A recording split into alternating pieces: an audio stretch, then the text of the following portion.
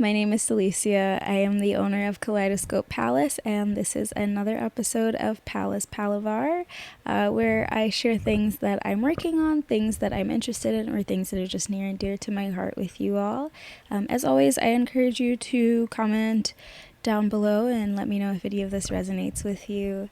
I will be sharing another thing that I wrote here today, just some more reflection on some things that I am processing. So here we go. Transition is always uncomfortable. That turning point in your healing journey when you are pushed to be vulnerable again is, in my opinion, just as scary, if not more terrifying, than the original trauma itself. I feel that way because trauma rewires the brain. We know that. It takes the brain several repeated experiences to reinforce new programming, and when you have more recent negative experiences than positive ones, the brain makes excuses for these anomalies and is constantly anticipating harm. It's true that no one outside of ourselves is responsible for our trauma, but I believe and stand on the knowledge that community, family, and real friends are those who get in the mud with you. I've been hearing conversations about conflict resolution within communities, and I'm grateful for it. My journey of processing painful endings has brought me to a place where I can be honest about how it impacts me. One of the ways this manifests is that I get afraid to tell those closest to me when I'm really thinking and feeling. I often avoid conflicts because I've had so many experiences where I was completely thrown away, ignored, or even harmed for not being agreeable or for contesting a statement or attempting to confront an issue. It took me longer than I would have liked to understand that the people who just rejected me or left me when I had difficult emotions or experiences were not people who I was meant to be in community with.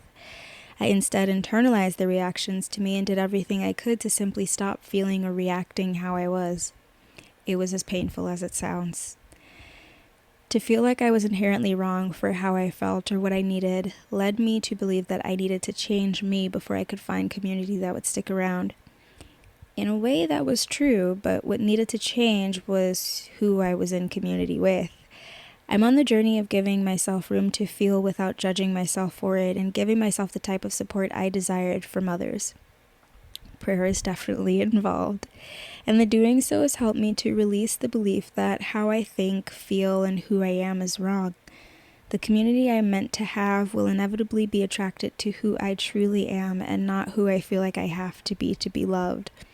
Your people or your community are the people who can have hard conversations with you without tossing you out.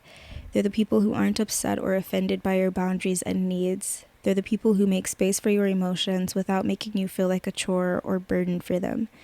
The scary thing is that you don't know who that is until you give them the opportunity to show up in that way. I feel like I'm learning that from a lot of people.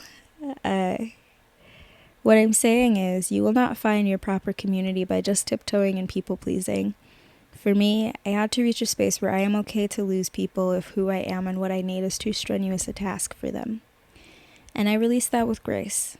Always. Because I'm not interested in holding on to what isn't aligned with my truest self.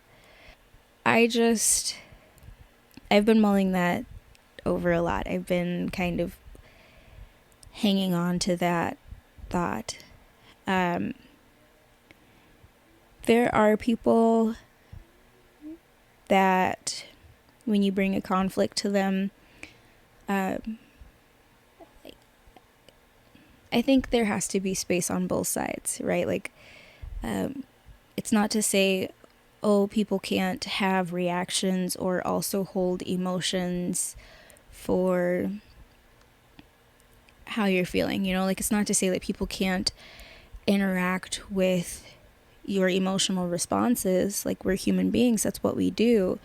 But if that interaction is like solely to inflict harm or invalidate how you're feeling, like that's not good.